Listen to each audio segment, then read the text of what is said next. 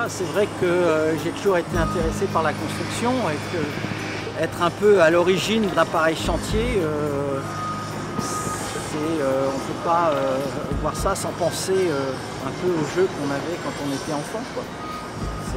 C'est vrai, hein, il y a quelque part la réalisation d'un rêve d'enfant, de participer à des constructions importantes. Oui, c'est quand même une drôle d'histoire. Évidemment, c'est assez lié à mon parcours dans l'université. Toute cette affaire remonte grosso modo à 1987-1988, quand Nadine Forest, qui était devenue la présidente de l'université en 1987, m'avait demandé de venir aux côtés d'elle en qualité de chargée de mission pour mettre en place un cadastre de l'université et l'assister pour suivre l'élaboration du schéma de parachèvement du campus Jussieu qui était prévu dans le cadre du plan Université 2000 proposé par Lionel Jospin à l'époque. J'avais proposé à Madame Forest que je m'équipe d'un logiciel d'architecture pour faire des plans numériques et que je crée une base d'informations qui nous permette d'avoir une vraie cartographie de la manière dont nous occupions les locaux sur le campus de Jussieu, puisque le campus de Jussieu, c'était quand même une masse considérable de locaux que se répartissaient P6 et P7, mais on n'avait pas une idée très précise de la manière dont tout cela a été organisé. Nous n'avions pas du tout d'idée des surfaces réelles du campus de Jussieu. Et on ne savait pas faire la différence entre les surfaces utiles, spécifiquement dédiées aux activités universitaires, des surfaces bâties. Surface bâtie, elle s'exprime soit en chaume, soit en chobe, suivant la manière dont on compte, si on introduit les parkings, les terrasses et ceci et cela. Et donc on n'avait pas du tout d'idée précise. Bon, Jussieu est un campus gigantesque, une population extrêmement nombreuse le fréquentait. Paris 6 sur le campus de Jussieu revendiquait plus de 30 000 étudiants, Paris 7 plus de 20 000 étudiants. Donc vous voyez, ça faisait une population qui n'était pas simultanément présente sur le campus, mais c'était quand même une population considérable qui était amenée à fréquenter ce campus. C'était en soi une vraie ville. C'est que c'est un espèce de, comment dire, de château fort tourné contre la ville, et les circonstances étant ce qu'elles étaient, chaque couloir étant fermé à clé, grosso modo, donc chacun vivait dans des petites cellules, sans aucune communication quelle qu'elle soit. Et par-dessus tout ça, les étudiants n'avaient aucun lieu où se retrouver. Le seul lieu, c'était le parvis balayé par les vents ou les bistrots environnants. Donc la vie étudiante sur le campus Jussieu, elle était réduite à quasiment zéro. Souvent décriée, voire rejetée, l'architecture d'Albert, forte et austère, est cependant reconnue comme une œuvre marquante des années 60. Une œuvre où l'emploi du métal a facilité les jeux de transparence depuis les rues environnantes. Mais en contrepartie, le gigantisme des espaces ouverts à tout vent et la répétitivité des éléments préfabriqués n'ont guère favorisé la convivialité du lieu. À la même époque, les constructions universitaires étaient plutôt faites en dehors des villes. C'est l'université de Grenoble, c'est l'université de Lille, etc. C'est ces grands campus, même Orsay, qui date de 62-63, sont les campus qui sont à l'extérieur des villes, avec de l'espace.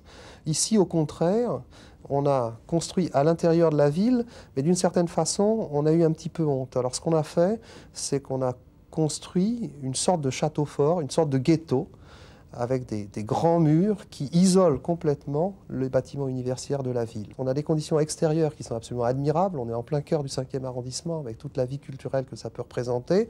Et alors au contraire, là, on a fait un bloc, un château fort, complètement isolé du reste, qu'on a d'ailleurs terminé par le donjon, la tour centrale. Et tout est fait, et l'architecture y concourt complètement avec les courants d'air du parvis Jussieu pour qu'on ne puisse qu'y passer et ne pas y rester. Alors, maintenant, on est 20 ans plus tard. Le grill est toujours inachevé et ça se voit de manière très caractéristique sur la façade qui est près de la Seine, des tours 12 à 42, et comme suspendu, avec les poutrelles métalliques qui sortent, en rouillant d'ailleurs, et les murs de pignon qui laissent le parpaing nu. On n'avait pas vraiment, à l'époque, produit d'analyse sur le fonctionnement du campus de Jussieu, la manière dont les établissements y fonctionnaient. C'était assez étrange. Et c'est justement à l'occasion de ce travail sur le parachèvement possible de ce campus que les réflexions sont venues, qu'on a commencé à se poser des questions, à voir le rapport entre le campus et la ville, à se poser des problèmes d'identification des différentes activités, des différents établissements. Il y avait quand même 3 établissements, Paris 6, Paris 7, l'IPGP, une activité Crous non négligeable. Tout ça a été entremêlé, pas très lisible.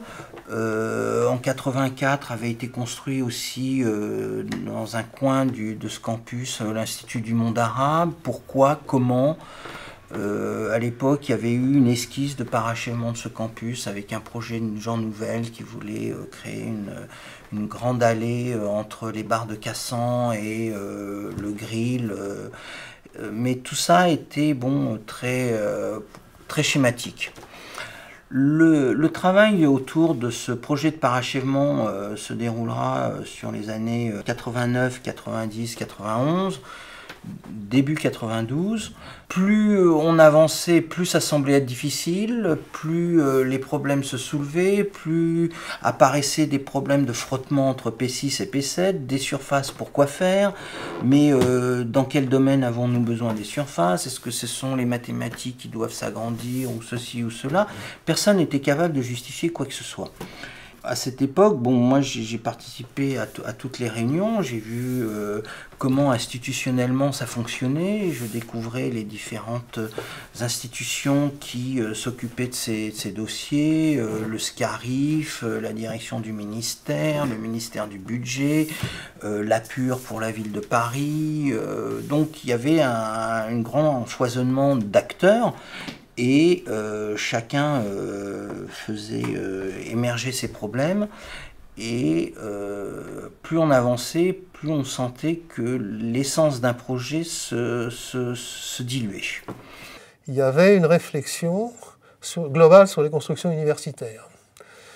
Et en particulier était revenu, disons, sur le tapis, le problème lancinant de la bibliothèque de lettres et sciences humaines. 662 mètres carrés pour 12 000 étudiants.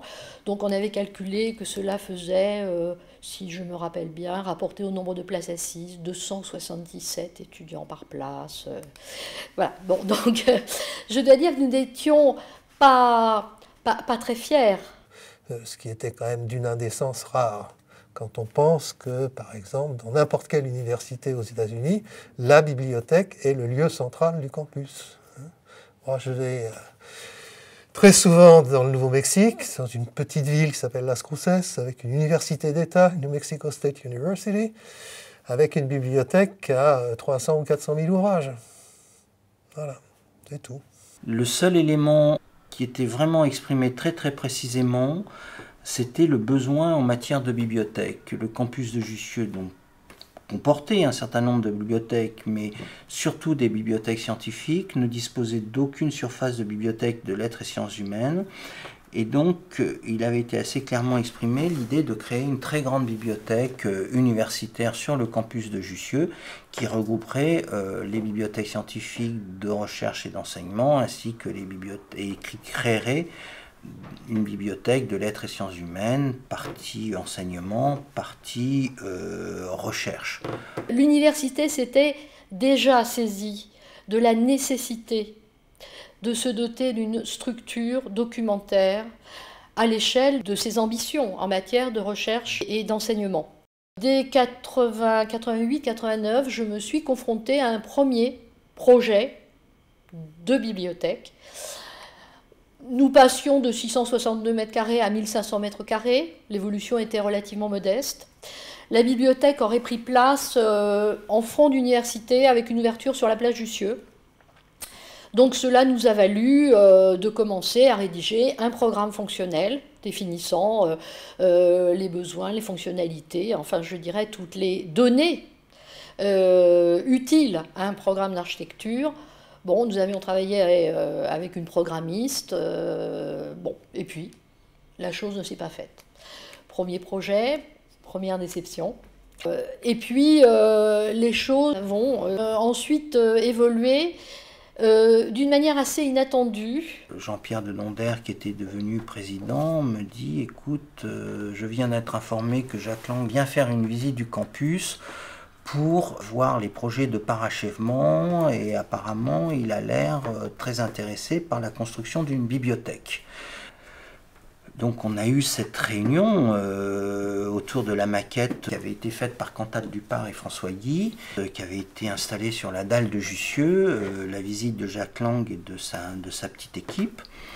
Et effectivement, à ce moment-là, Jacques Lang nous a... L'État devait investir rapidement dans la construction de cette bibliothèque. C'était incroyable qu'on n'ait pas encore pour autant d'étudiants sur le campus une bibliothèque de lettres et sciences humaines à la hauteur des ambitions de ce campus, et qu'il allait faire tout ce qu'il fallait, et donc qu'il allait lancer un concours international pour la construction d'une bibliothèque sur le campus de Jussieu. On n'avait pas très bien compris à l'époque pourquoi Jacques Lang, d'un seul coup, avait un amour pour la création d'une bibliothèque sur le campus de Jussieu. On découvrira plus tard qu'en fait, cette proposition était très liée à la construction de la BNF et que le ministère de la Culture, et donc dont Jacques Lang avait été le ministre, là il était devenu ministre de l'enseignement, enfin de l'éducation, et que sa plus grande crainte était que les étudiants de Jussieu qui n'avaient pas de bibliothèque aillent envahir la BNF. Donc pour éviter qu'ils envahissent la BNF et qu'éventuellement ils détournent la BNF de sa fonction initiale, qui était une ouverture vraiment très forte sur l'ensemble de la population, il fallait qu'on leur donne des mètres carrés à eux aussi, sinon on les verrait débarquer dans cette bibliothèque. Il avait assez bien fait les choses puisqu'il avait obtenu de la région des gros engagements financiers. Il promettait que l'État s'engagerait aussi. Et là, on retrouvait le savoir-faire de Jacques Lang en matière d'organisation, de concours d'architecture et autres. Et là, la machine s'est mise en route d'une manière phénoménale à partir du mois de juillet. Réunion sur réunion, programmiste, visite à l'étranger de différentes bibliothèques en Allemagne, en Hollande. Il m'avait demandé de faire visiter à Coulas, à Nouvel, à d'autres architectes le campus de Jussieu, de leur expliquer comment ça fonctionnait, d'expliquer un peu notre ressenti. Et c'est là d'ailleurs je me suis beaucoup amusé parce qu'un soir comme ça on recevait Jean Nouvel et Rem Koolhaas, et je me suis amusé à peu près en 3-4 minutes à les perdre dans le bâtiment de Jussieu. Alors Nouvel qui défendait, qui avait toujours un discours extraordinaire sur le bâtiment d'Albert, était quand même un peu déstabilisé parce qu'il se rendait compte quand même que ce bâtiment comportait quelques difficultés dans sa préhension. En juin, Jacques Lang charge l'architecte Patrice Motini d'organiser un concours international pour la construction des bibliothèques. En septembre, 100 équipes françaises et 22 équipes étrangères répondent. Le jury retient 10 candidats. Pierre Dubesset et Dominique Lion de Paris, Laurent et Emmanuel Baudouin de Nancy, Architecture Studio de Paris, Jean Nouvel, Emmanuel Catani de Paris, Jacques Condelate de Bordeaux, Jacques Herzog et Pierre Demeron de Bâle, Kopp Himmelblau de Vienne, Toyo Ito de Tokyo, Cruz Ortiz de Séville, Rem Koolhaas, OMA de Rotterdam. Nous faisions partie d'une sous-commission, d'un jury destiné à analyser l'adéquation entre notre programme fonctionnel et les projets d'architecture. Il est juste de dire que nous n'avons pas été entendus dans nos conclusions. Le projet d'architecture qui, d'après nous, professionnels, qui étions en charge de l'adéquation aux besoins des usagers, c'est le projet que nous avions placé en dernier, qui a été choisi. Ce jury a choisi le projet de Rem Koolhaas, qui ne semblait pas être forcément dans le choix du ministre. Et puisque quelques jours plus tard, on a vu apparaître le fait qu'il y avait 2 lauréats ex aequo, Nouvel et Koolhaas, mais que c'était quand même Koolhaas. Alors dans le concept, c'était assez amusant d'imaginer comme ça, un peu comme la tour de Babel. On pouvait monter et parcourir tout l'entassement de la culture livresque. Simplement, les bibliothécaires étaient un petit peu inquiets de la manière dont elle allait gérer ces plateaux inclinés, comment installer les livres dans les rayonnages. Il plaçait 35% des surfaces utiles de la bibliothèque en dehors des circulations, 35%, sur des pentes de 0 à 4% et de 6 à 9%. C'est dire que des rayonnages, des places de travail, se seraient trouvés placés sur ces pentes. En général, et c'est un peu ça le problème de ces concours d'architecture qui ne sont que des concours d'architecture, c'est souvent d'oublier une part du réel. Je dois dire que l'équipe qui travaillait à mes côtés n'a pas très bien accueilli la chose, non plus que moi-même d'ailleurs.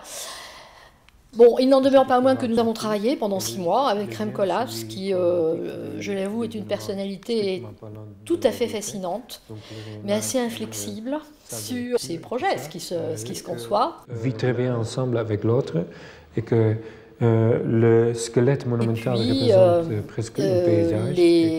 Les aléas de la vie publique, de la vie politique, ont fait que le projet s'est arrêté. Il y a eu, pour tout dire, un changement de gouvernement.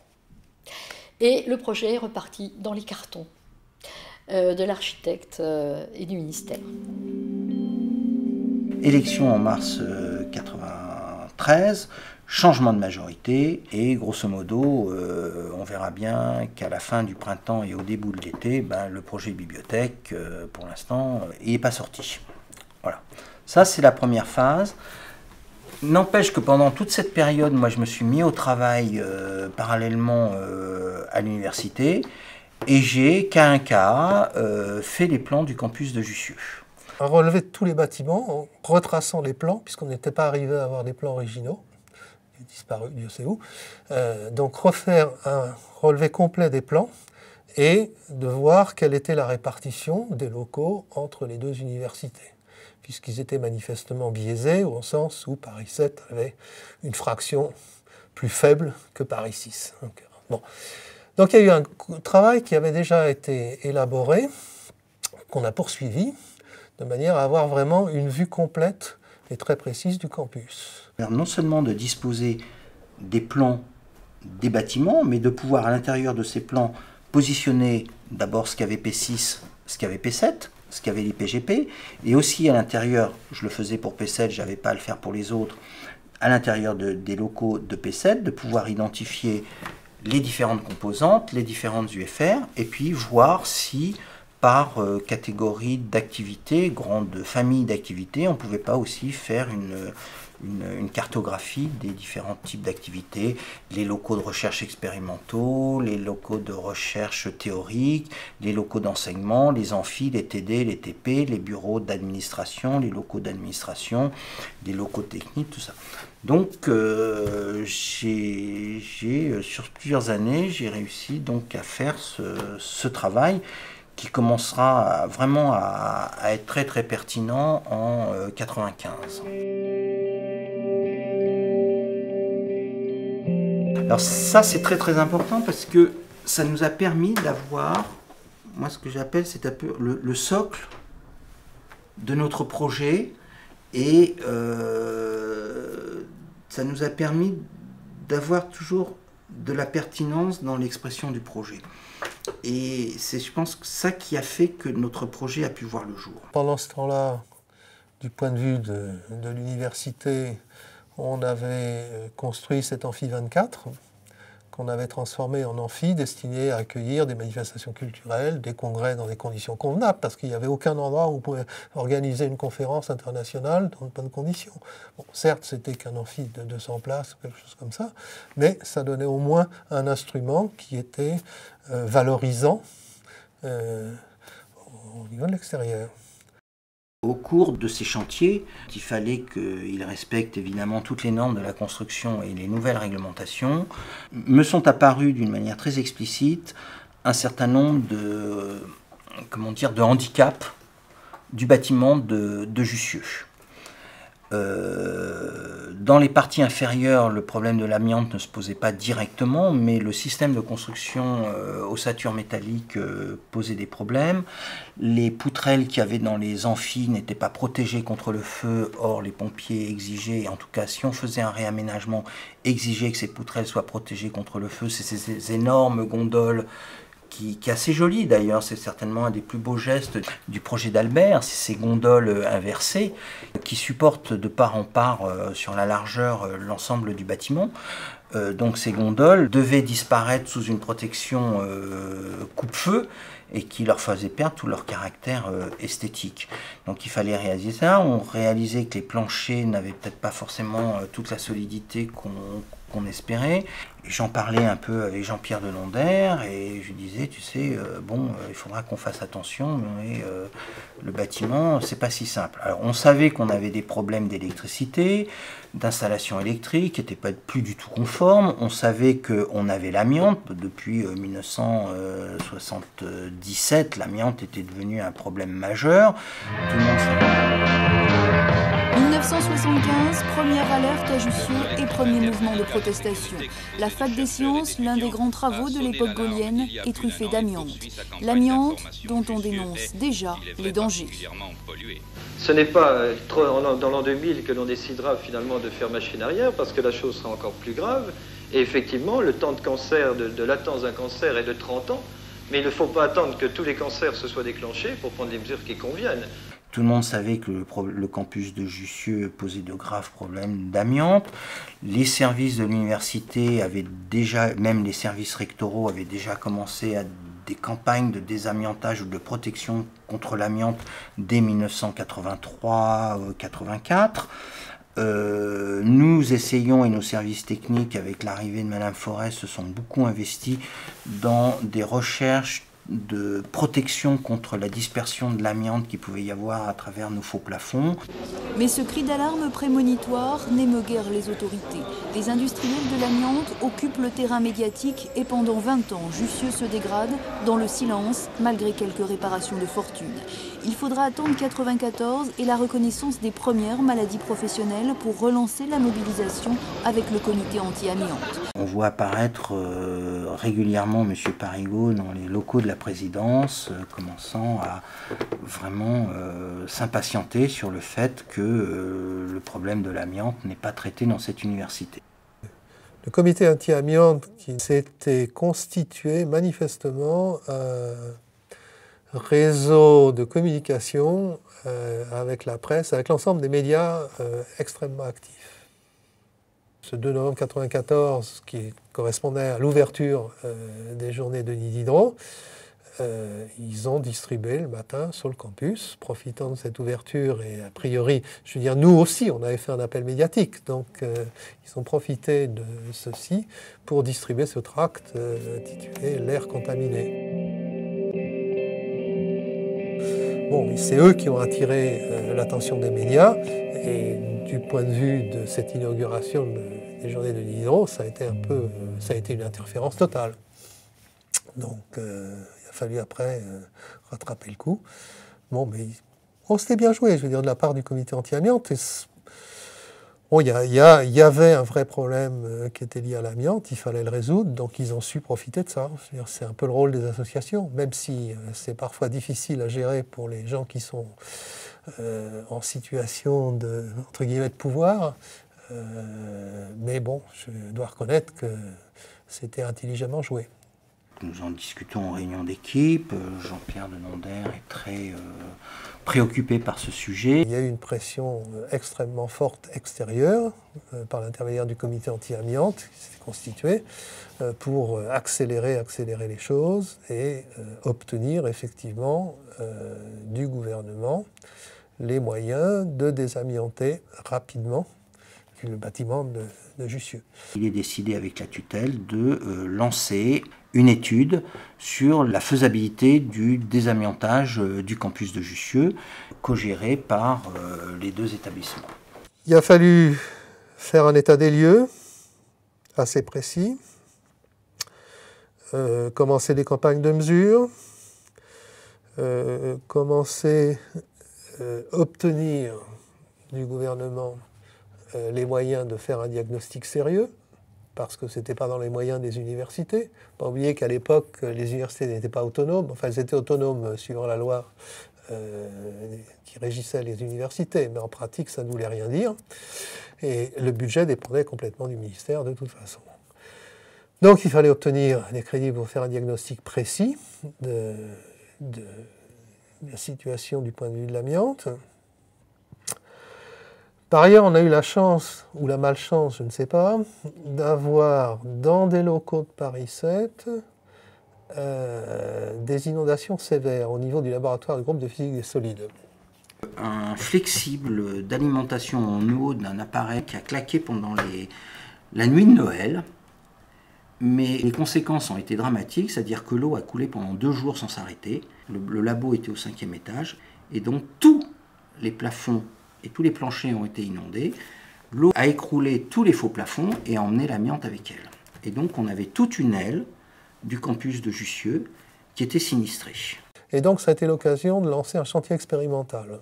Donc on a fait sur Paris 7, dans ce laboratoire, un chantier expérimental de désamiantage réel qui a été financé par le gouvernement. Donc on s'est battu pour obtenir ce financement, on a obtenu ce financement et ça a été fait, ce qui a montré que bon, enlever l'amiante était compliqué, certes, mais pas si compliqué que ça. Bon, il fallait travailler en dépression, etc.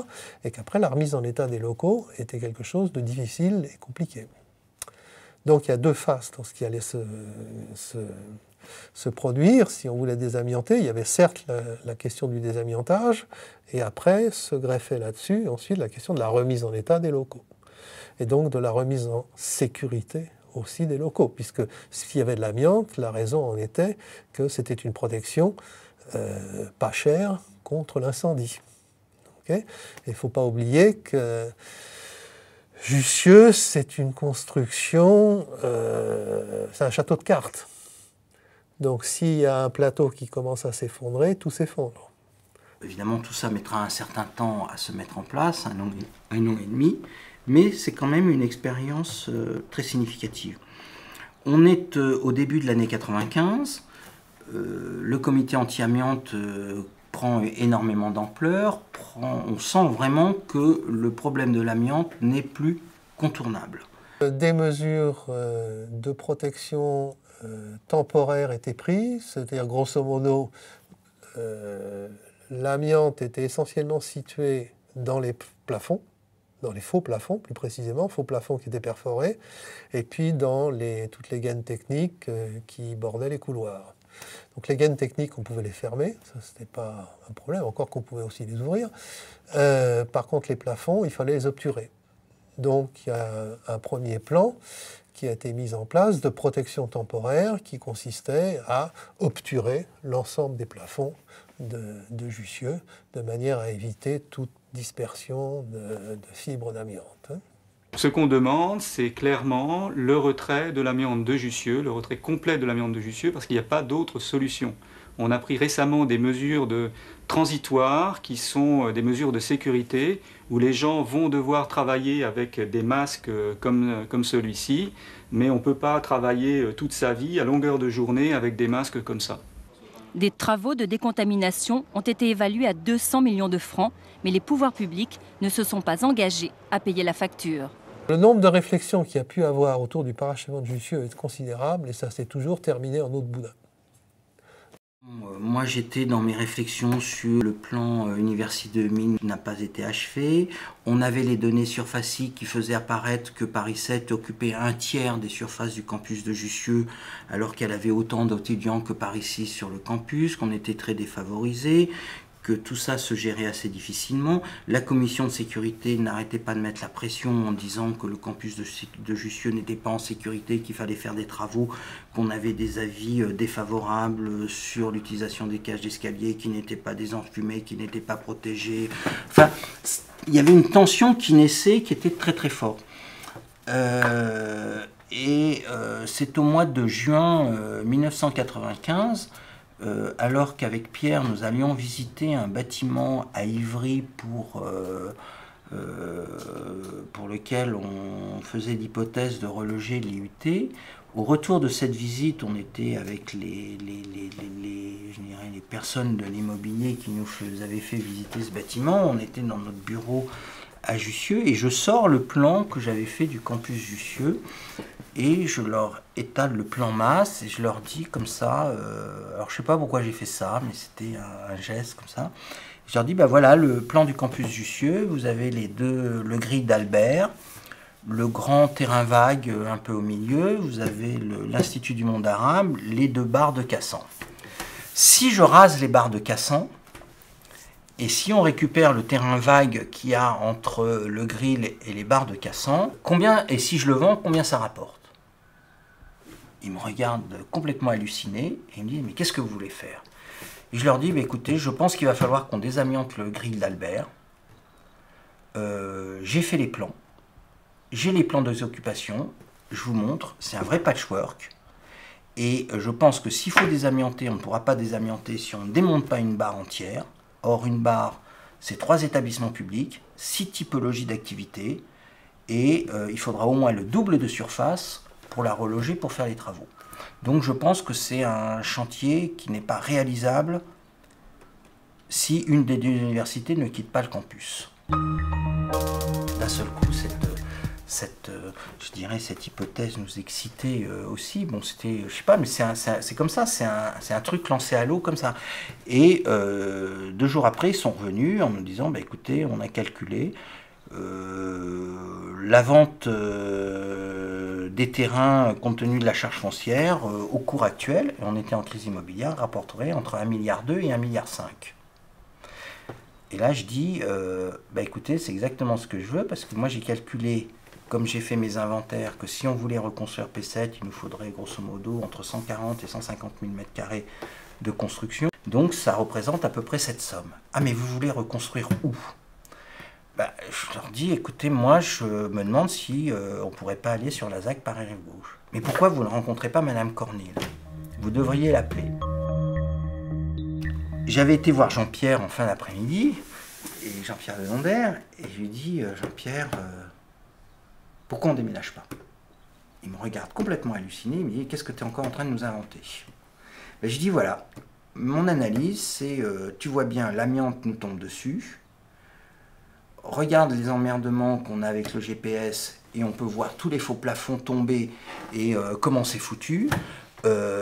Tu vois bien qu'on a des problèmes de sécurité électrique, tu vois. Moi, aujourd'hui, je pense que si on désamiante, on est obligé de déshabiller le bâtiment. Si on déshabille le bâtiment, on est obligé de déposer un permis de construire. Si on est obligé de déposer un permis de construire, on est obligé de se mettre à la nouvelle réglementation. Si on se met à la nouvelle réglementation, les travaux deviennent considérables et ça va durer 10 ans. Eh bien, est-ce que ton université résiste à ça sur 10 ans? Donc, je te propose, parce que si on doit déménager par morceaux, par partie, par truc, on va être dézingué. Et à la limite, on nous mettra un bout à Paris 3, un bout à Paris 6, un bout ailleurs, et l'université n'existe plus. Ah, il me dit, effectivement, je pense que tu as raison. Écoute, laisse-moi 24 heures, je réfléchis à tout ça. Évidemment, le lendemain matin, je fonce comme un gamin, je fonce dans le bureau de Jean-Pierre. Et je lui dis, alors, qu'est-ce que tu penses? Il me dit, tu m'emmerdes, hein, mais je pense que tu as raison. Bon, écoute. T'étudies discrètement un plan de déménagement, mais tu dis rien à personne, et si tu me mets le moindre désordre dans l'université, je te vire. Je lui ai dit banco. Donc on a commencé à réfléchir et essayer de voir s'il y avait des solutions possibles. Il y a toujours eu une réflexion autour des locaux. Je veux dire, après, c'est une question de moyens. Un universitaire standard comme moi n'a aucune compétence architecturale, immobilière, ou etc. Je veux dire, donc, il faut qu'il y ait, on peut avoir les idées, il faut ensuite qu'il y ait quelqu'un qui ait de la technique qui suive quelque part. Et le fait est que François Montaras avait cette compétence technique, cette connaissance des locaux, cette appréhension de ce que serait le problème du désamiantage, a été capable de nous convaincre au niveau de l'équipe présidentielle que ce serait de toute façon une tâche extrêmement complexe et extrêmement longue, et que si on voulait que ça se passe sans trop de dommages pour les universités, il fallait qu'il y ait un des deux qui puisse s'étendre ailleurs. Voilà. Je vais voir Madame Cornille. Et on avait prévu un rendez-vous d'1 heure, je crois que j'ai dû y aller vers 15 h. À 19h30, j'étais encore. Et alors je lui explique mon histoire sur l'amiante, sur Jussieu, sur l'idée qu'on ferait bien de déménager. Elle me dit c'est extrêmement intéressant, mais il y a un truc qui ne va pas du tout. Moi, je ne refais pas un campus Jussieu dans ma ZAC. Et je dis mais... je ne pense pas qu'on fera un campus. Je dis mon idée, bon j'ai commencé à en parler avec Jean-Pierre de Donder, mais mon idée c'est l'université doit s'inscrire dans la ville. Si vous construisez un quartier, je pense que vous voulez faire un quartier parisien.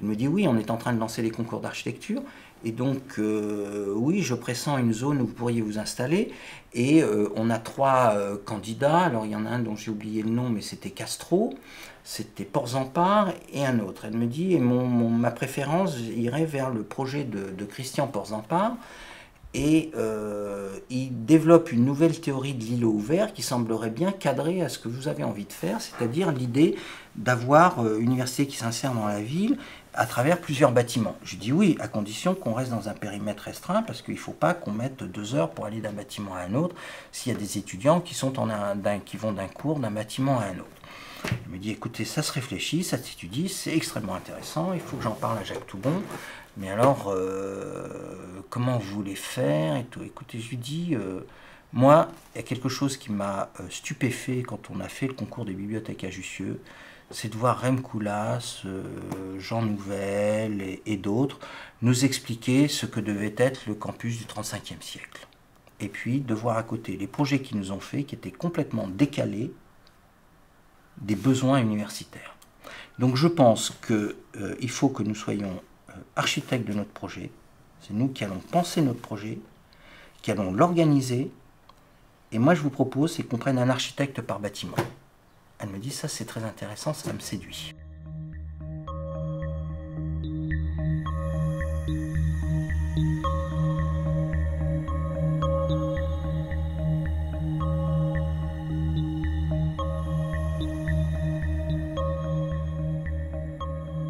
Au cours de la conversation, Mme Cornille me dit, écoutez, j'ai un problème, c'est que j'ai un très grand bâtiment ancien dont je ne sais pas quoi faire. Mes ingénieurs voudraient le démolir parce que ça améliorerait la rentabilité de la ZAC.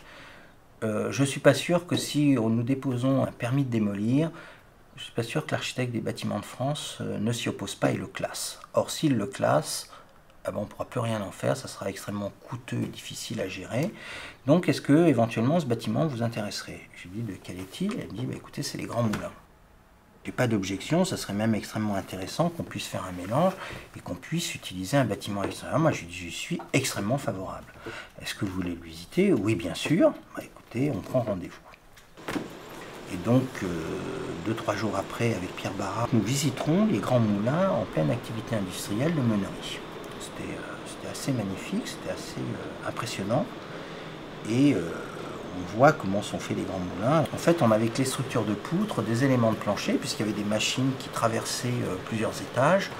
Donc, on avait un système extrêmement intéressant. Et au cours de cette visite, donc avec Pierre, on est extrêmement séduit par la cour. On dit, tu vois, là, il y a un petit endroit, on se dit, il y a un petit endroit intime, à quoi ça te fait penser? Bah ouais, il y a un petit côté cours de Sorbonne, machin, ça pourrait être sympathique. Et puis, je dis à Pierre, mais t'as vu cet espace? Je dis, pourquoi on ne mettrait pas la bibliothèque dans ce bâtiment? Ça serait assez magnifique. Puisque la bibliothèque n'avait pas été réalisée, mais elle était toujours un peu d'actualité, et personne n'avait dit que les fonds qui étaient alloués à la construction de cette bibliothèque avaient été repris. Pierre, en plus, avait l'avantage, c'est qu'il avait participé, il était assez spécialiste de bibliothèque, il s'occupait de la bibliothèque de maths, et il avait travaillé à la construction de la bibliothèque Poincaré, et il me dit, oui, je le sens bien aussi.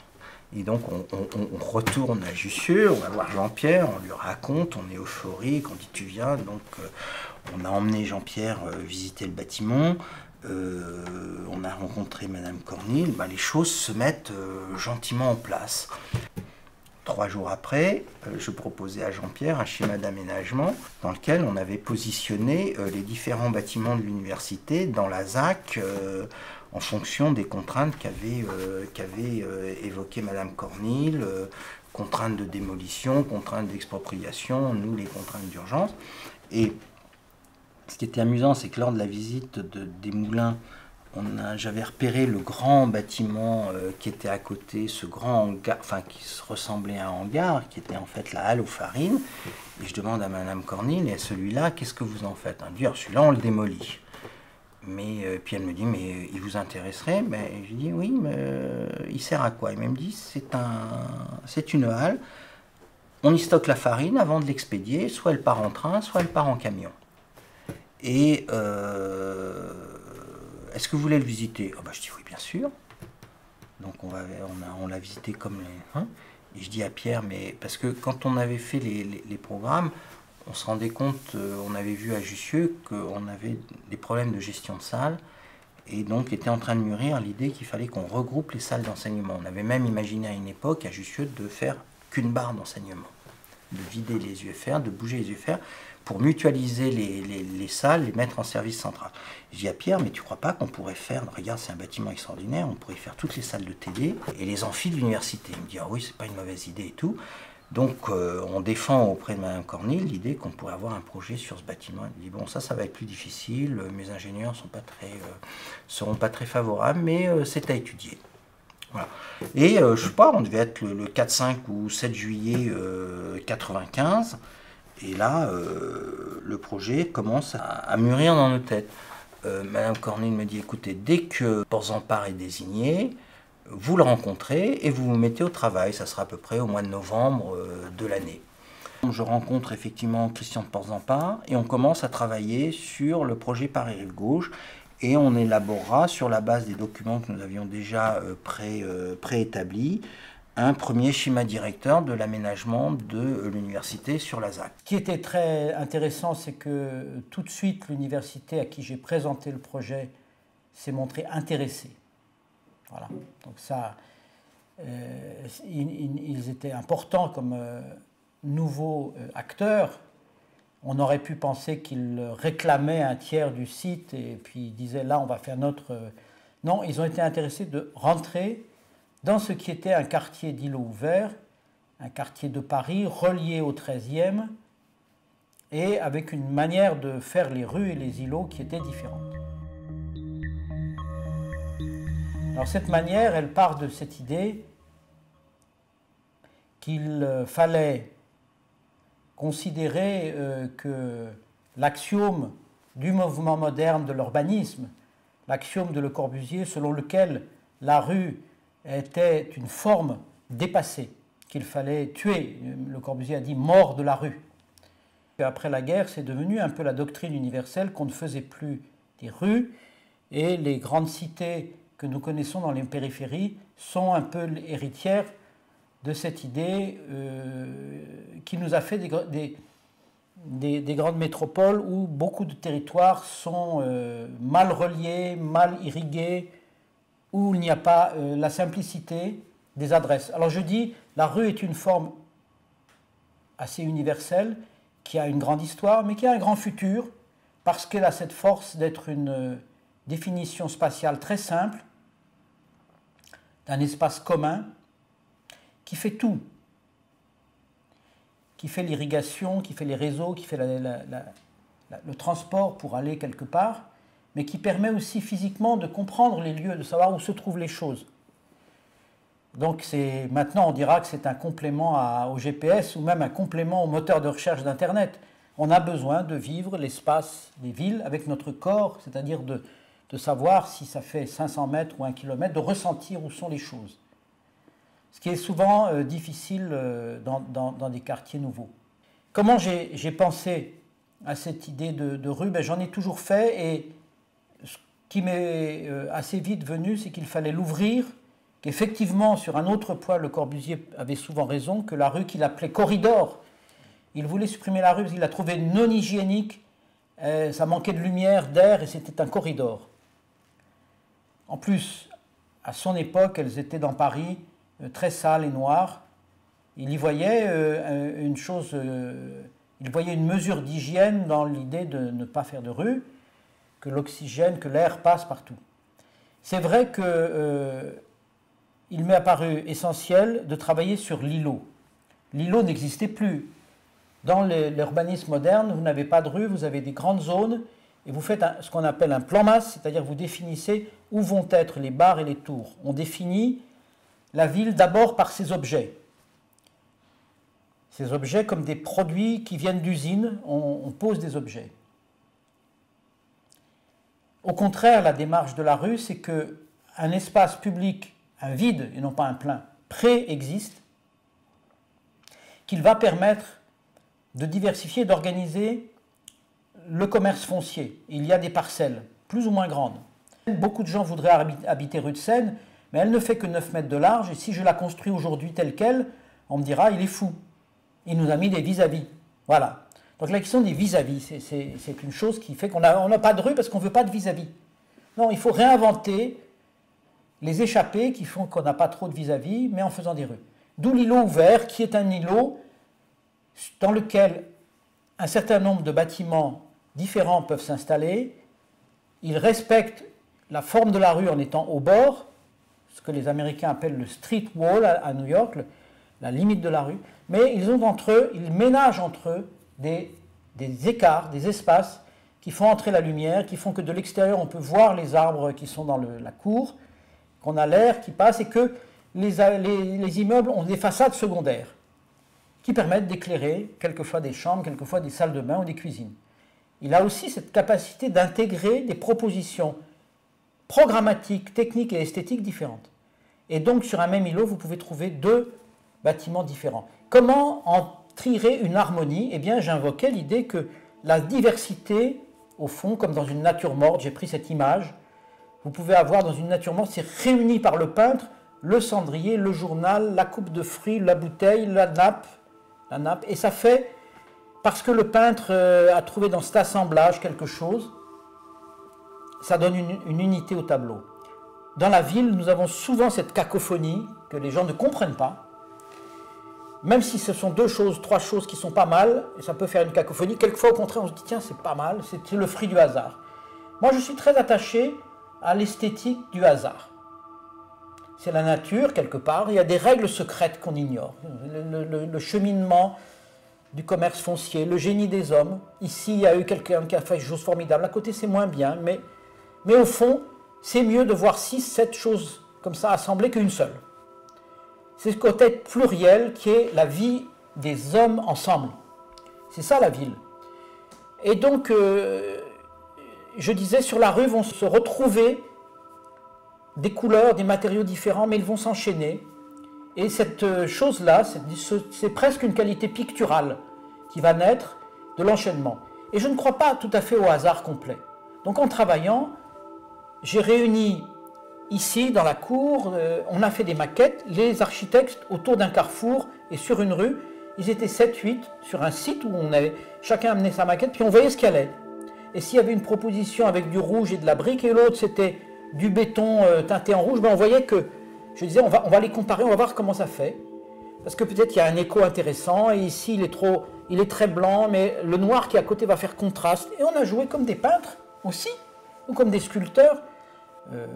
Beaucoup d'architectes ont repris cette idée que la rue est importante, que l'îlot est important, que ce ne sera pas un îlot fermé.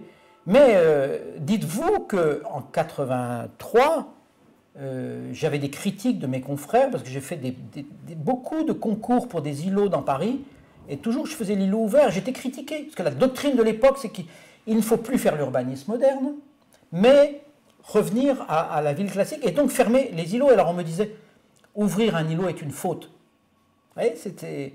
Eh bien, je disais non, au contraire, c'est notre option pour le futur, pour savoir retrouver une ville qui soit adaptée à nos besoins d'aujourd'hui, qui sont évidemment pas tout à fait les mêmes que ceux d'il y a 150 ans. Alors, pendant toute cette période, je lâchais plus Jean-Pierre, c'est-à-dire qu'on passait au moins 1 heure par jour ensemble à discuter de ce projet, et je testais mes idées, on réfléchissait.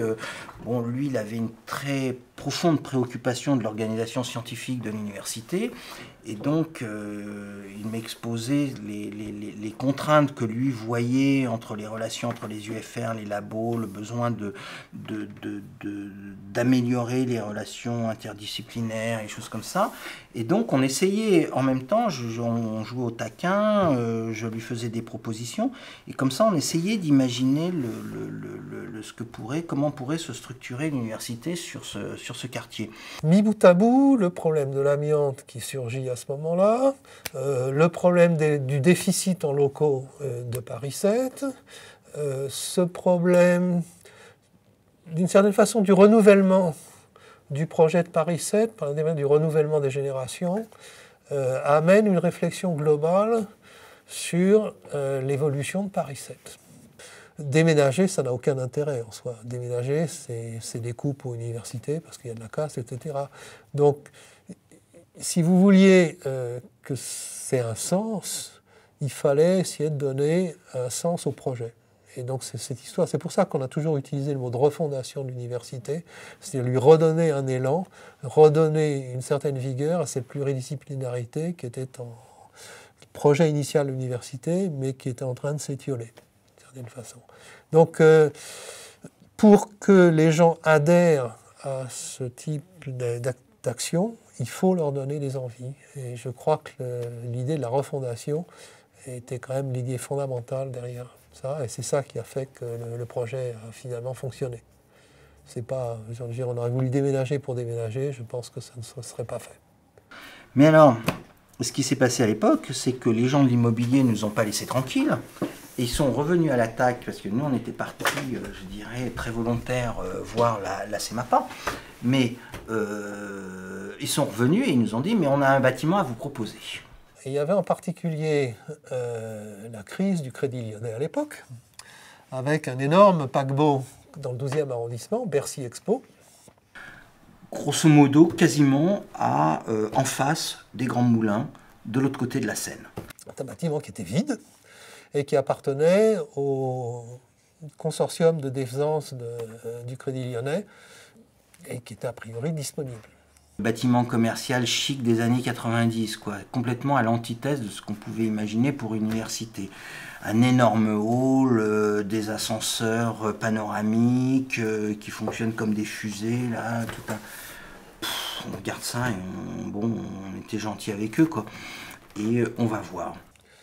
Donc il y avait ce très très grand bâtiment, il y avait les chais qui étaient à côté, qui étaient aménageables, et donc ça faisait un ensemble qui avait une surface suffisante pour qu'on puisse effectivement envisager d'y déplacer l'université. Et François Montaras à l'époque avait travaillé sur les plans du bâtiment en question pour essayer de proposer des réaménagements possibles en créant des amphis, etc.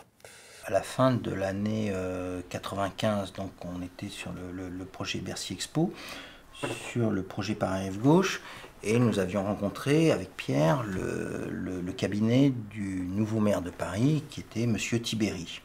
Et nous leur avions expliqué notre projet, et nous avions eu un retour de cette visite quelques jours plus tard, qui... nous avait un peu déçus, puisque il nous avait été dit que le maire de Paris, qui était aussi le maire du 5e arrondissement, voyait d'un très mauvais œil qu'une université puisse quitter cet arrondissement.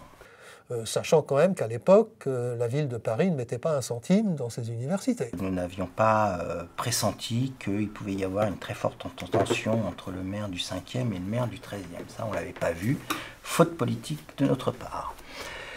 Et on commençait avec Pierre à s'affoler sur l'idée que la ville de Paris puisse être un obstacle à notre projet de déménagement. Moi, j'avais été invité au vœu du maire de la ville que j'habite, à Sèvres, qui n'est pas très loin d'ici les Moulineaux. Et comme souvent en ces occasions, les maires des communes invitent tous les maires des communes voisines. Et il y avait M. Santini qui était présent à cette réunion. Et je croise M. Santini et je lui dis « Monsieur le ministre, vous venez de faire évoluer votre ville de manière magnifique, mais il vous manque un équipement. » Il me regarde et il me demande lequel. Mais je lui dis université. Il me dit qu'est-ce que vous me racontez là? Et là, en quelques mots, je lui dis écoutez, voilà, je travaille pour une université qui habite sur le campus de Jussieu, il y a le problème de l'amiante, je fais un projet de déménagement de cette université, est-ce que vous êtes prêts à nous accueillir? Il me dit dans mon bureau demain matin. Donc j'appelle Pierre au téléphone et je lui dis on a rendez-vous chez Santini demain matin à 8h30. Donc, comme Pierre habitait à Viroflay, moi j'habitais à Sèvres, donc on se retrouve et on va chez Santini et on lui expose notre affaire et Santini, bah, écoutez, je vous mets quelques moyens, on fait un projet. Et en 3 semaines, on avait fait la maquette du projet d'implantation de Paris 7, parce qu'à l'époque c'était encore Paris 7, sur Issy-Moulineaux, dans le même esprit qu'on essayait de faire sur Paris-Rive-Gauche, peut-être un peu plus compact que le projet qu'on imaginait sur la zone Port-Zampar. Et Santini ne se prive pas d'aller présenter ce projet à son ami Bérou. Par ailleurs, nous, avec Pierre, évidemment, on en parle à Jean-Pierre, qui nous dit « Mais attendez, là, vous êtes complètement fou. Vous voulez nous faire quitter le quartier latin, Jussieu, et maintenant, vous nous emmenez en dehors de Paris. » Il dit « Moi, j'y crois pas. Laissez tomber, on va se planter. » On lui dit « Mais c'est le meilleur projet, t'imagines pas, tous les moyens qu'on aurait à Issy-les-Moulineaux, Santini nous met un paquet, il va nous filer les terrains et tout. » Jean-Pierre était très réservé. Je pense qu'il avait raison. On avait 10 ans d'avance. Au départ, quand on a créé le comité anti-amiante, on pensait que c'était un problème qu'on pouvait résoudre relativement vite. Non pas qu'on aurait désamianté Jussieu rapidement, mais que une fois la décision prise, les choses se mettraient en œuvre. Or, c'est pas du tout ce qui s'est passé, et en fait, c'est un combat quotidien. Il faut se battre tous les jours pour essayer de faire avancer ce chantier, d'obtenir les locaux provisoires nécessaires pour reloger les activités, d'essayer pendant ce temps-là de maintenir les conditions de sécurité sur le campus. L'amiante, c'est ce qui s'est passé. Le gouvernement a fait faire un rapport, ce rapport a été déposé, instantanément il a été rendu public, et des décisions ont été immédiatement prises. Naturellement, on ne va pas continuer à enseigner à Jussieu. Il va y avoir le temps du déménagement, naturellement, mais avant la fin de l'année, il n'y aura plus d'étudiants à Jussieu. C'était peut-être politiquement utile de dire quelque chose comme ça, mais c'était en tout cas absolument impossible à réaliser. Vous imaginez 40 000 étudiants dans la rue, les laboratoires correspondants, puisque Jussieu, c'était quand même le plus gros complexe scientifique en Europe.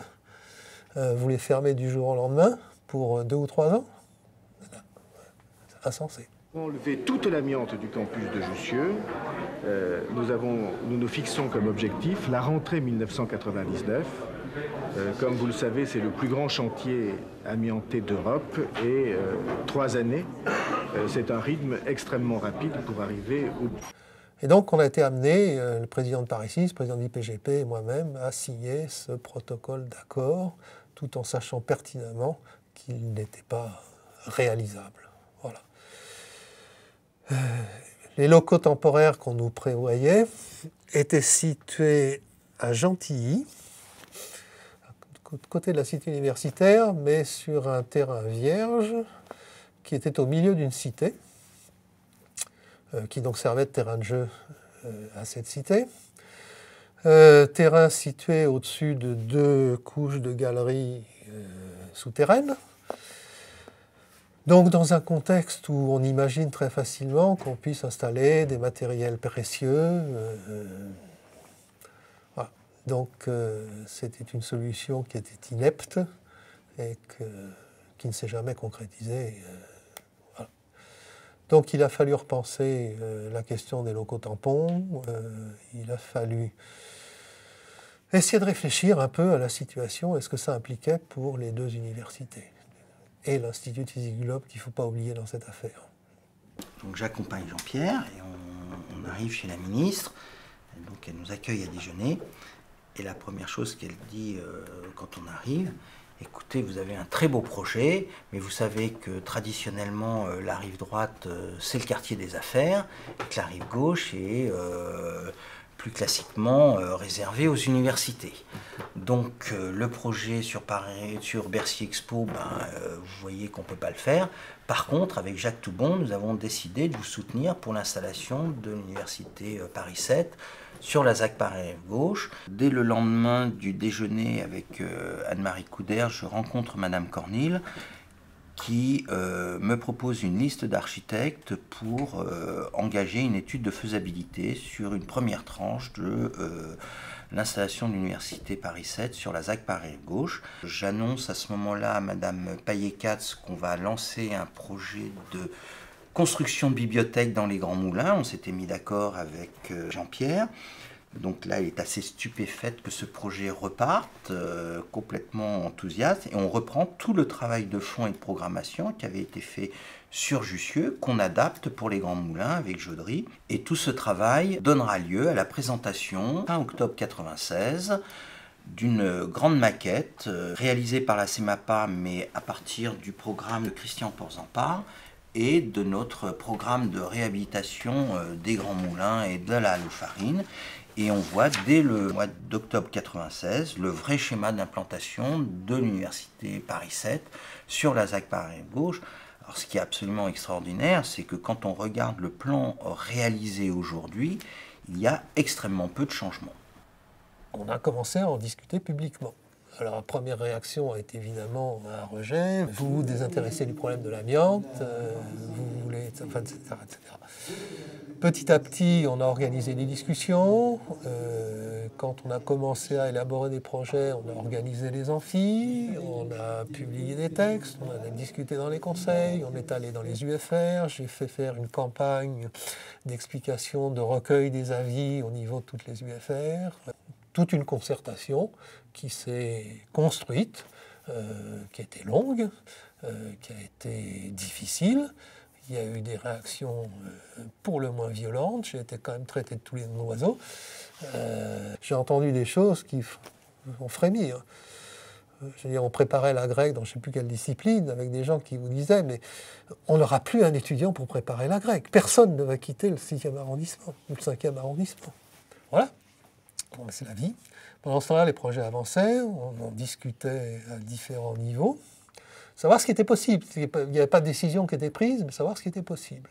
Cette zone de Paris-Rive-Gauche autour des Grands Moulins, ça avait l'avantage d'ancrer l'université à la fois dans le passé, au travers du bâtiment des Grands Moulins, qui est quand même une belle architecture, et dans le futur, puisque c'est un quartier neuf où tout était à créer. Et l'idée qu'on avait à ce niveau-là, c'était effectivement de créer une université dans la ville.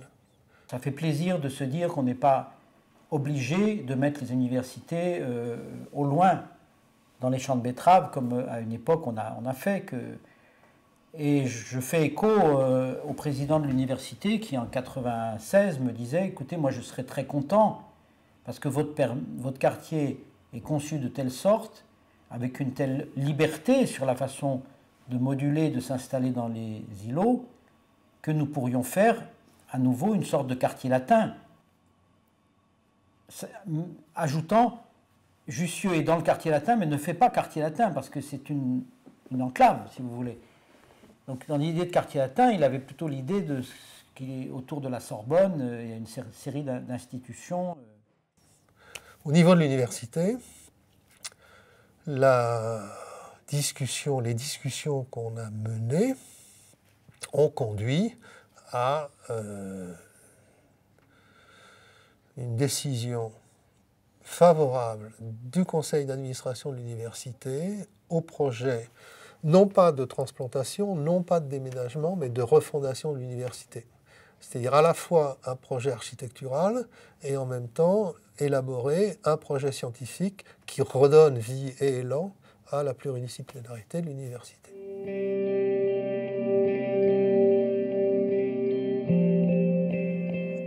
Il y a un certain nombre de composants qui ont joué le jeu complètement, et en particulier l'UFR de physique, qui s'est effectivement complètement refondé en recréant, à partir d'éléments intérieurs et à partir d'éléments extérieurs, 3 nouveaux laboratoires, qui sont des laboratoires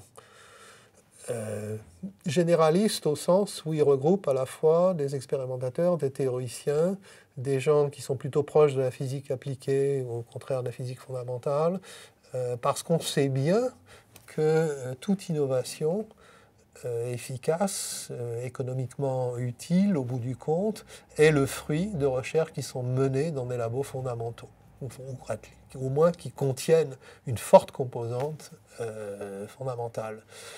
Un labo de physique appliquée, tout seul, comme ça n'existe pas, ça n'a pas de sens. Je veux dire, voilà. Donc, certaines UFR ont effectivement complètement joué le jeu d'un nouveau projet.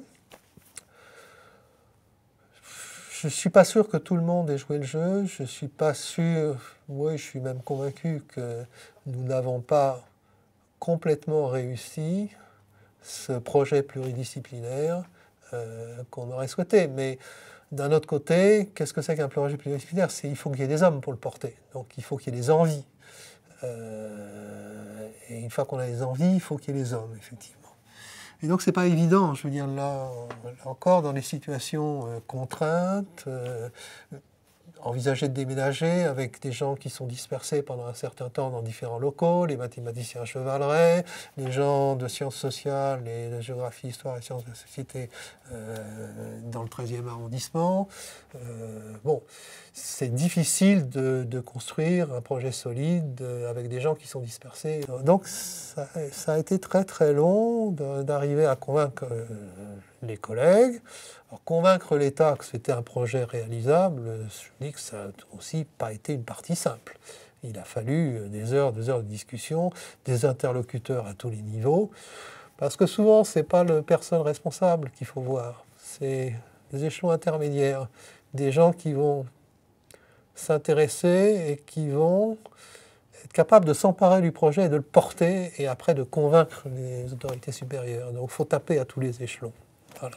C'est un peu l'art des choses. Bon, François Montaras a beaucoup travaillé, il y a eu beaucoup de relations à différents niveaux, et je crois qu'il a largement contribué à convaincre un certain nombre de politiques. Voilà. Les choses se sont faites comme ça.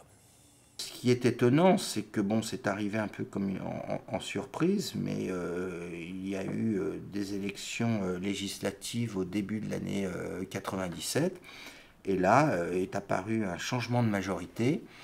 Qui dit changement de majorité dit changement de gouvernement, changement de ministre, nouveau point de vue. Monsieur Allègre devient ministre de l'Enseignement supérieur et annonce le lancement d'un grand projet U3M.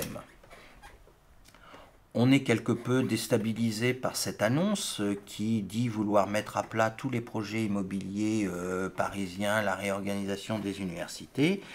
Et nous sommes très inquiets de la manière dont pourrait être intégré notre projet dans cet ensemble, sachant que M. Allègre avait sur le campus de Jussieu et sur l'Amiante une position très personnelle. Cette situation fera que notre projet de déménagement, qui aurait pu s'engager extrêmement rapidement, va traîner, il traînera 2-3 ans, et jusqu'à ce que ce projet fasse partie du CPER 2000-2006. Et donc il y a eu 4 concours. Il n'y a eu ça que lorsque Jacques Lang a été ministre. Il faut le dire que les 2 ministres précédents ont dit on va le faire, mais ne faisaient rien. On a eu quand même une espèce de lenteur de l'État à se mettre en route. C'était dommage parce qu'il y avait une crise économique et qu'entre 1995 et 2000, il ne s'est pas fait quelque chose parce qu'avec cette crise, ça n'avançait pas. Je suis parti en fin février, début mars 1997 et c'est Michel Delamarre qui a eu à gérer les décisions suivantes, c'est-à-dire effectivement la décision formellement prise par les ministères d'accepter ce déménagement et ensuite toutes les discussions multipartites pour aboutir à la réalisation. Parce que la ville de Paris a quand même joué un rôle considérable au niveau de la réalisation, en particulier en mettant à disposition les terrains qui lui appartenait. Hein. Le changement politique à la tête de la mairie de Paris a aussi aidé, je pense. Voilà. Mais bon, sinon, non, il y a eu beaucoup de choses qui se sont produites pendant cette période. Ça a été difficile, mais intéressant. Refondation, c'est pas seulement translation hein, d'un site à l'autre. Il y avait des choses importantes à essayer d'améliorer. Par exemple, les locaux du secteur lettres, sciences humaines, langues, sciences sociales qui étaient absolument indigents à Jussieu. Je cite toujours l'exemple de la bibliothèque de Coréen, une bibliothèque magnifique qui était dans un sous-sol épouvantable. Bon, je revois encore les couloirs de l'UFR de lettres et cinéma encombrés d'étudiants ou ceux de l'UFR de géographie-histoire. Donc il fallait des nouveaux locaux et une nouvelle existence en quelque sorte. Et j'ai fini par penser qu'il y avait un problème d'identité de l'université ou de certains secteurs de l'université à refonder ou à mettre en avant en tout cas. Le travail de ce comité de pilotage permettait de faire réfléchir la communauté universitaire qui se retrouvait autour de l'esprit fondateur de cette université de 69. D'ailleurs, c'est assez étonnant parce que, par exemple, André Revuse, qui était à la retraite, professeur de mathématiques de cette université, qui a participé à la fondation de cette université, venait régulièrement nous voir et nous discutions avec lui de ce projet. Il était enthousiaste, il semblait retrouver toute sa jeunesse, c'était assez extraordinaire. Et ce travail, en même temps, permettait aussi de définir les besoins de ce projet. C'est une étape qui a été relativement longue et pas facile parce qu'il n'y avait pas, je dirais, du côté des autorités, un grand enthousiasme sur ce projet qui forcément devait coûter un peu cher. Et puis en Ile-de-France, il y a 17 universités qui avaient aussi des problèmes sérieux en ce qui concerne leurs bâtiments ou la sécurité de leurs bâtiments. J'ai moi-même, d'ailleurs, quand Claude Allègre est devenu ministre, j'ai moi-même été à l'époque président de l'association des présidents d'Île-de-France et nous avons produit un document à 17 universités. Ça n'a pas été très facile, mais bon, on l'a fait, qui mettait en avant justement tous ces besoins assez critiques hein, pour pas mal d'universités en ce qui concerne des bâtiments, la sécurité ou la maintenance des bâtiments. Ce projet sera mis en œuvre dès 2000 à travers le lancement d'un concours d'architecture sur la base des programmes et des principes définis à l'intérieur de l'université, à savoir un architecte par bâtiment et en reprenant exactement les programmes qui avaient été définis. Moi j'ai vécu le début de la conception architecturale, c'est-à-dire les 4 premiers bâtiments. Bon, évidemment, François Montaras a joué un très grand rôle là sur le plan architectural, en discutant autant que possible avec les architectes. Pas toujours très facile, hein, ça dépend. Moi, je voudrais rendre hommage, par exemple, à Rudy Ricciotti, qui a été l'architecte des Grands Moulins, qui a fait un travail magnifique et qui est un architecte de grand renom, mais avec qui on peut aussi parler et expliquer comment est notre vision, qui n'est pas toujours exactement la même que celle d'un architecte. Et puis le bâtiment de physique, alors, la décision de déménager les physiciens, c'était lié aussi au plan de désamiantage de Jussieu, puisque le secteur des physiciens devait rapidement être libéré. Donc on a pris cette décision de s'intéresser à la physique en premier lieu par rapport à d'autres disciplines, aux sciences du vivant aussi, parce que pour nous il était critique et stratégique de faire venir l'Institut Jacques Monod ici, qui est une unité entre l'université Pierre-Marie Curie et nous. Voilà, donc ça correspond à 4 bâtiments. J'ai participé au concours d'architecture avec François Montaras aussi. Et puis, ça a été la fin de mon mandat. Donc ensuite, les équipes suivantes se sont préoccupées de la suite de l'installation et de la construction et de la conception avant tout des bâtiments.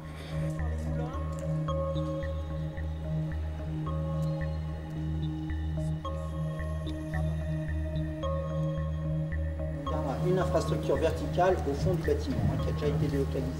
Ça, c'est...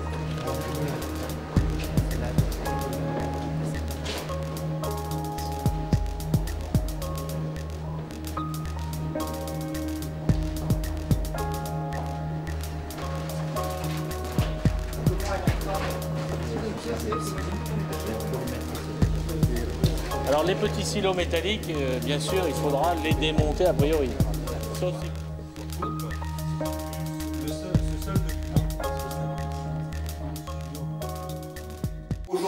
commence la seconde vie de notre établissement. Le début des travaux de réhabilitation et de construction des bâtiments de notre université, longtemps étant attendu, représente un immense espoir pour notre communauté. Espoir de quitter enfin Jussieu, livré aujourd'hui au bruit et à la poussière d'un énorme chantier. Espoir de mettre un terme aux déménagements incessants rendus nécessaires par l'extension des opérations de rénovation du campus. Espoir d'en finir enfin avec le danger de l'amiante qui n'a fait que trop de victimes et constitue une menace permanente tant que les bâtiments n'auront pas été totalement traités et remis à neuf. Espoir enfin de pouvoir disposer de locaux adaptés aux activités de nos laboratoires et de nos équipes de recherche et d'offrir aux chercheurs et aux étudiants une bibliothèque universitaire digne de ce nom, ainsi que des salles de cours. Les 4 bâtiments qui verront bientôt le jour ne sont cependant qu'une étape. Il est nécessaire que l'ensemble de la première tranche de travaux soit achevé pour que l'université Paris 7 de Diderot sorte complètement de Jussieu, permettant ainsi la poursuite de la rénovation du campus, et que la deuxième tranche qui parachèvera le déménagement soit inscrite dans le prochain contrat de plan État-région. Cette deuxième tranche, qui mettra enfin un terme aux coûteuses locations des bâtiments temporaires, pourra seule assurer la cohérence du projet d'ensemble. Nous volons de loin et il a fallu que tout le monde s'y mette. Il a fallu que tout le monde s'y mette, des ministres, François Fillon, mais avant, Jack Lang, Claude Allègre, des maires, Jean Tibéry, moi-même, et vous, la communauté universitaire de Paris. Vous êtes une des richesses de cette ville, et j'ai le souvenir de séances de travail que vous m'avez suggérées, pas imposées, bien avant que je sois maire, pour être sûr que ce moment, là, aujourd'hui, et peut-être plus encore celui de 2006, arrive. Car Paris a l'immense privilège d'avoir un potentiel d'intelligence, de recherche, de créativité économique, de force même éventuelle dans la compétition internationale. Et c'est vrai, disons-le, que ce potentiel n'a pas été assez bien défendu par moments. La situation de l'université parisienne avait besoin de cette convergence des volontés, des décisions et des actes dont la journée d'aujourd'hui n'est qu'un des éléments. Oui, la naissance de Paris 7, ici à Paris-Rive-Gauche, est un événement, mais qui doit être aussi un événement qui entraîne. Messieurs, cette première pierre est pour moi un symbole à plusieurs titres. D'abord parce qu'elle concrétise le partenariat entre l'État et les collectivités territoriales pour la modernisation de l'enseignement supérieur. C'est la première université construite à Paris depuis plus de 40 ans. Et c'est aujourd'hui le plus grand chantier universitaire de France. L'investissement sera principalement pris en charge par l'État, qui assumera par ailleurs l'essentiel des coûts de location, permettant ainsi à l'université de continuer à fonctionner pendant la durée des travaux, même si, Monsieur le Président, ce n'est pas toujours dans des conditions optimales. Symbole ensuite parce que nous portons sur les fonds baptismaux un nouveau quartier universitaire dans l'Est parisien, avec l'implantation demain des Languedoc, de la bibliothèque universitaire des langues et civilisations et de l'école d'architecture. Ce quartier s'inscrit dans le continuum universitaire du quartier latin et du campus de Jussieu rénové.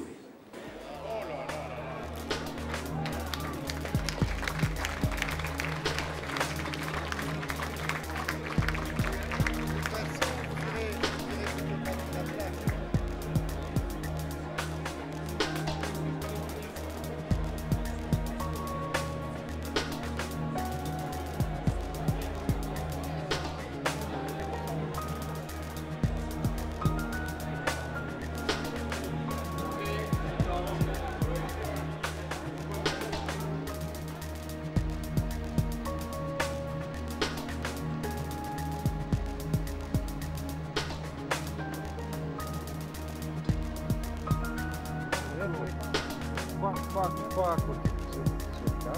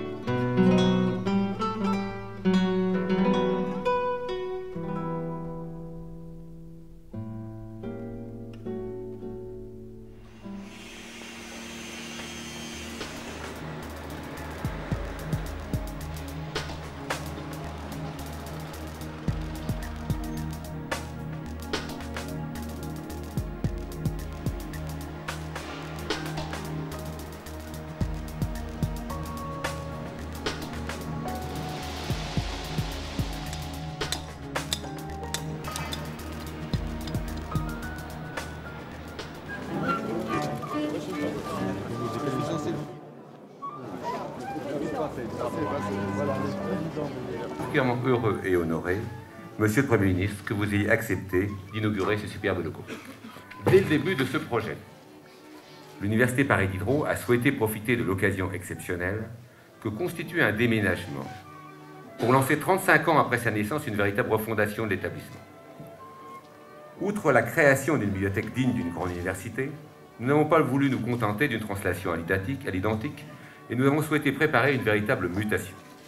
Il s'agissait de tracer un chemin vers la modernité pour adapter l'université aux réalités du XXIe siècle, le défi consistant à réussir un triple changement, une refondation scientifique, une rénovation pédagogique et une restructuration administrative.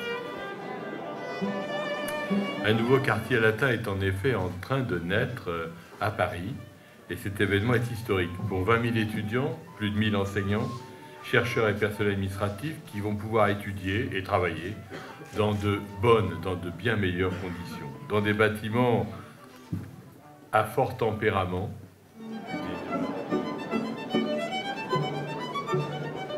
Alors c'est beau, les architectes ont fait un travail formidable et je sais déjà la vie qui va pouvoir se déployer dans ce lieu. Ce quartier est beau et il sera de plus en plus beau et c'est vrai que le tramway prolongé aura des stations ici.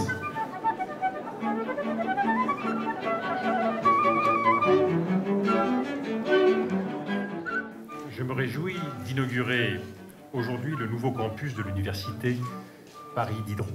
D'abord parce que c'est l'aboutissement d'un projet majeur pour Paris 7, mais surtout parce que cette réussite est à la hauteur de notre ambition pour l'université française.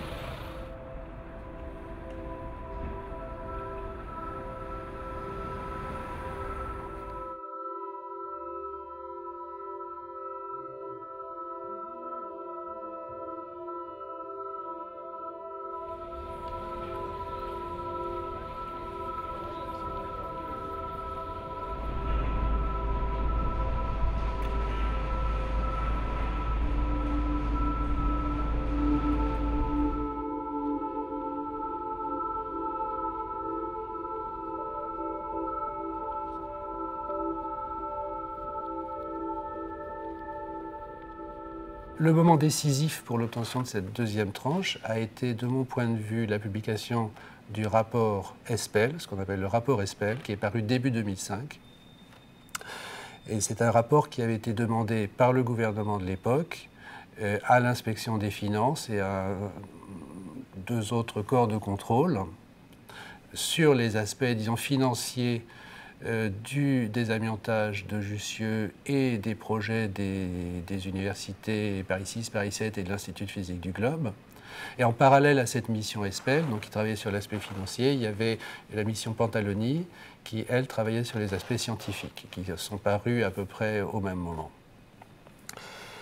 Le rapport de cette commission présidée par Mme Véronique Espel a été décisif dans le lancement de la deuxième tranche, même si elle ne s'est pas lancée immédiatement après la production du rapport Espel, parce que ce rapport disait en particulier, concernant les demandes de l'université sur le site, qu'elles ne lui paraissaient pas excessives. Et quand une inspectrice des finances dit que les demandes d'une université ne sont pas excessives, on peut penser que c'est que vraiment elles ne le sont pas et qu'on avait calculé au plus juste. Et elle a été convaincue par ça, donc Mme Espel, alors qu'au départ, quand elle est arrivée pour discuter des projets de Paris 7, elle ne l'était absolument pas.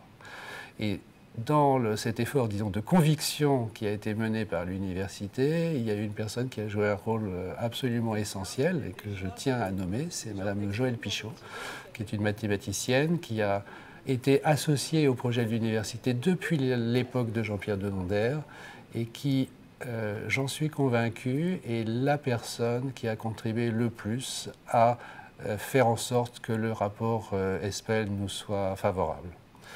Et à partir du moment où ce rapport Espel est paru, eh bien l'idée qu'il y aurait une seconde tranche pour Paris Diderot, pour monter de 100 000 mètres carrés à 150 000, disons en gros, ou même un peu au-delà, cette idée, elle était inscrite un peu dans la tête de tout le monde, même si les financements n'étaient pas là.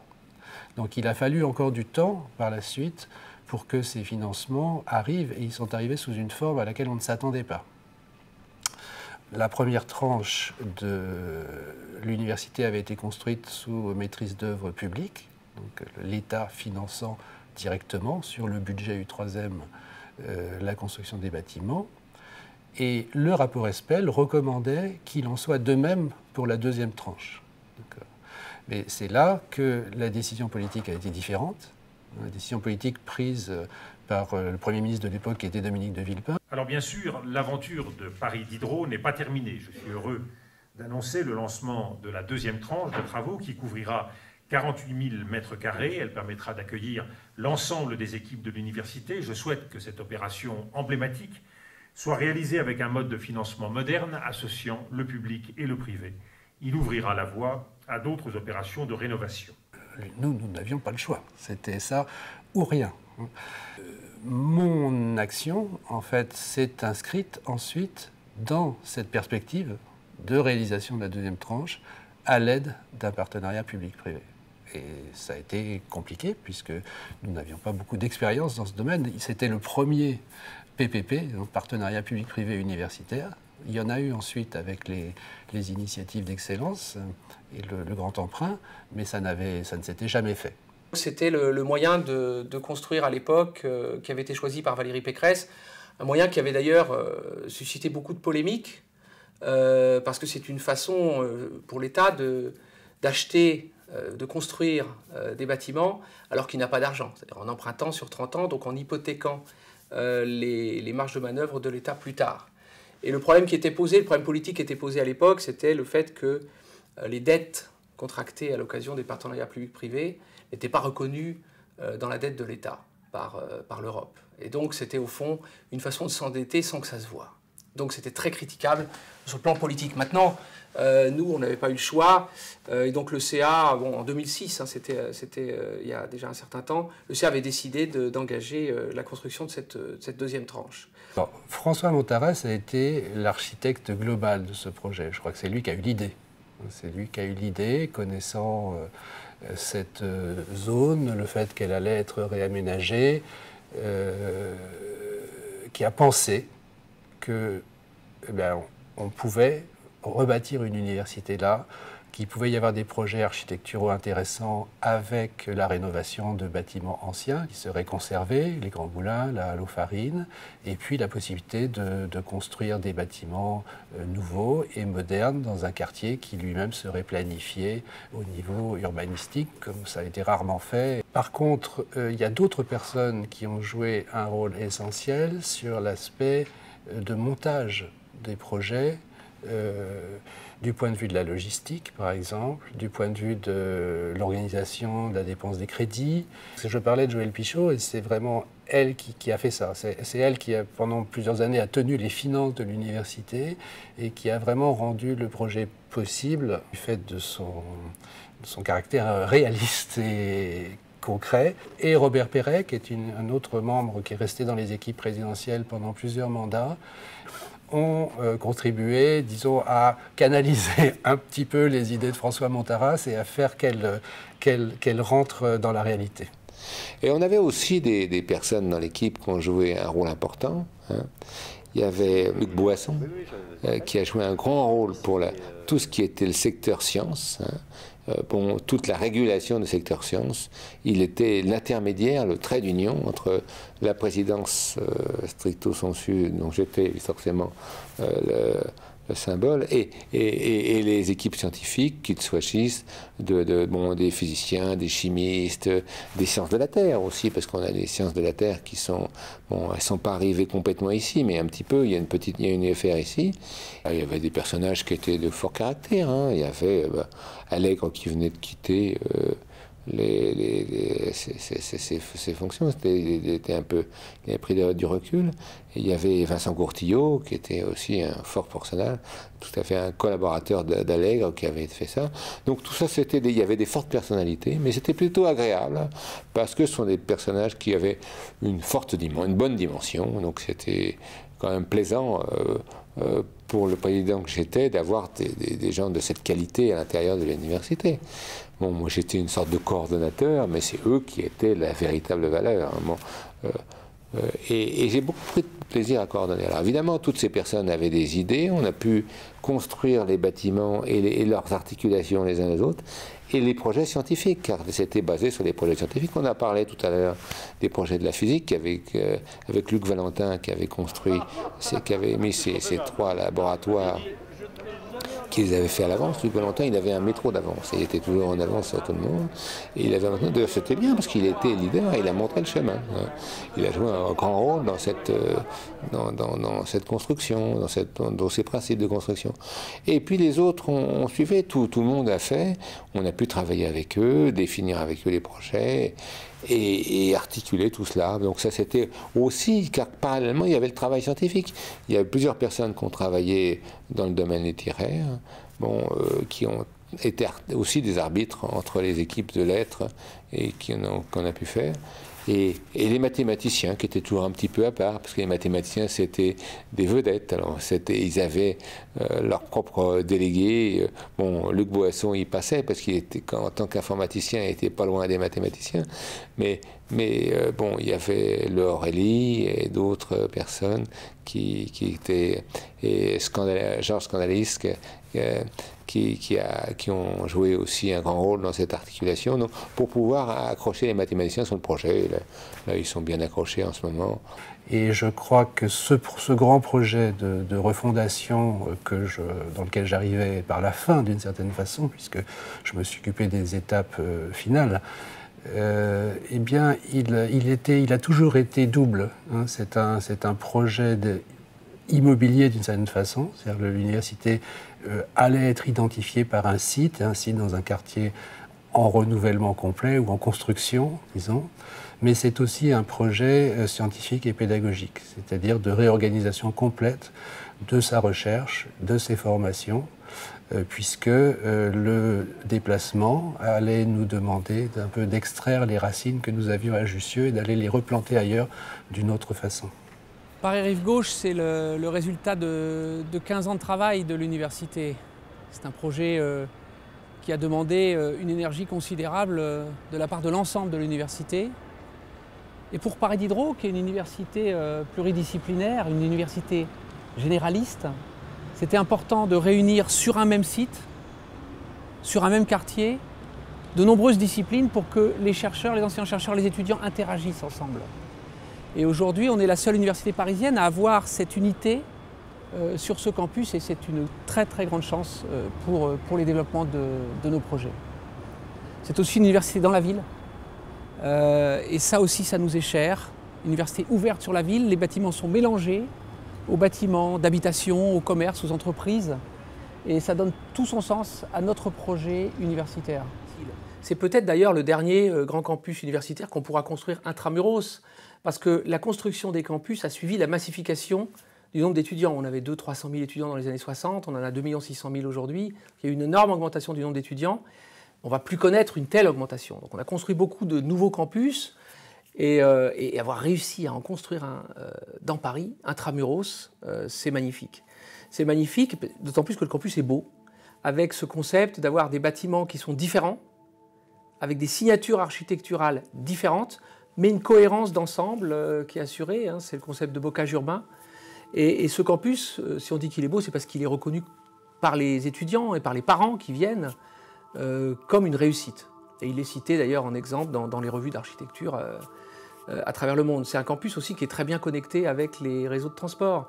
On a la ligne C, la ligne 14, le tramway, la ligne 10 qui va être plus tard étendue, les bus. Donc c'est un campus qui a un atout, qui est un atout énorme pour notre université aujourd'hui. Hein.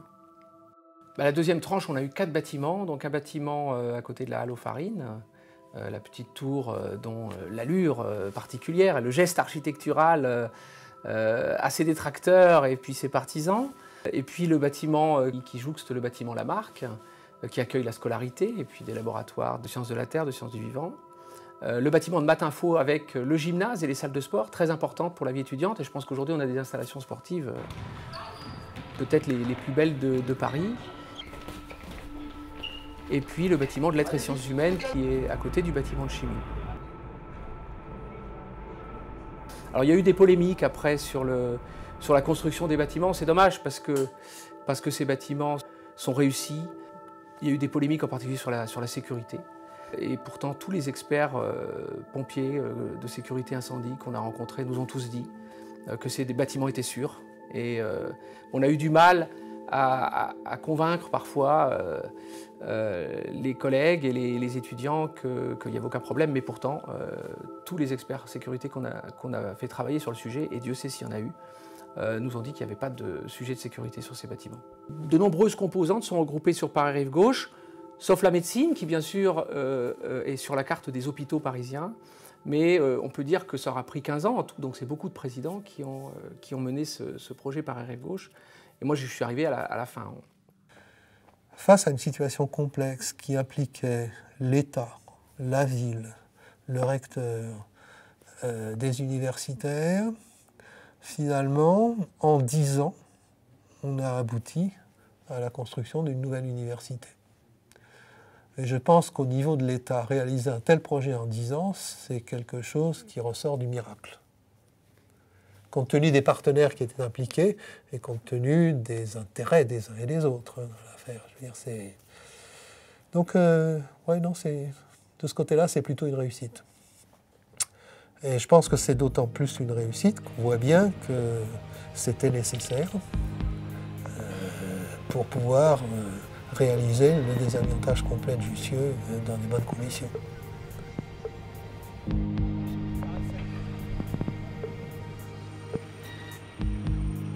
Je pense que la réussite et le fait qu'on ait pu avancer, c'est bon, effectivement, j'y ai mis un certain acharnement, je me suis battu. Bon, la vie a peut-être fait que j'étais obligé, étant petit, de m'organiser avec des défenses qui m'ont donné peut-être un peu plus de résistance que d'habitude. Et je me suis acharné. Mais en même temps, c'était Paris 7. Paris 7 était une université originale. Dès que j'ai proposé de faire ce projet à Jean-Pierre de Dondère, on a très vite réfléchi et on avait vraiment des discussions qui étaient dans une dynamique de la création de Paris 7. Et je pense que ce projet, peut-être qu'on a pu le réussir aussi parce que c'est un prolongement naturel de la démarche de la création de Paris 7. Et je pense qu'il s'inscrit bien là-dedans. Bon, est-ce que c'est mon parcours à travers un lycée pilote, d'être allé à Paris 7, c'est pas par hasard. C'est vrai que j'ai retrouvé des profs que j'avais eus au lycée.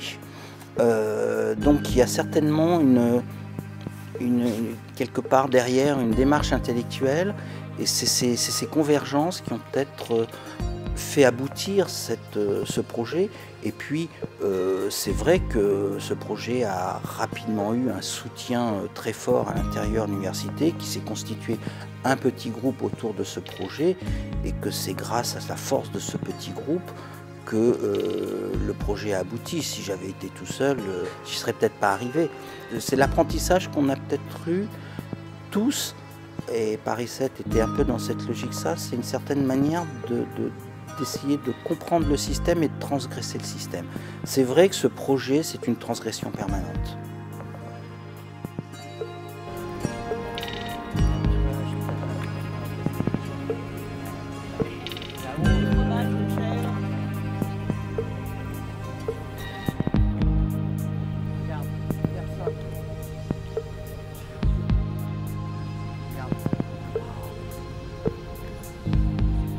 J'ai vécu l'après-installation sur Paris-Rive-Gauche. C'est évidemment un campus exceptionnel, parce qu'effectivement très architectural, très intégré en fait dans la ville. Et peut-être que moi, ce que j'ai vécu, c'est le lien qui a pu s'établir entre les disciplines présentes pour la première fois en fait de l'histoire de Paris Diderot sur un même campus. Hormis la santé qui est bien sûr délocalisée sur un campus spécial, mais finalement cette refondation tant attendue de Paris Diderot où toutes les disciplines, la pluridisciplinarité était présente.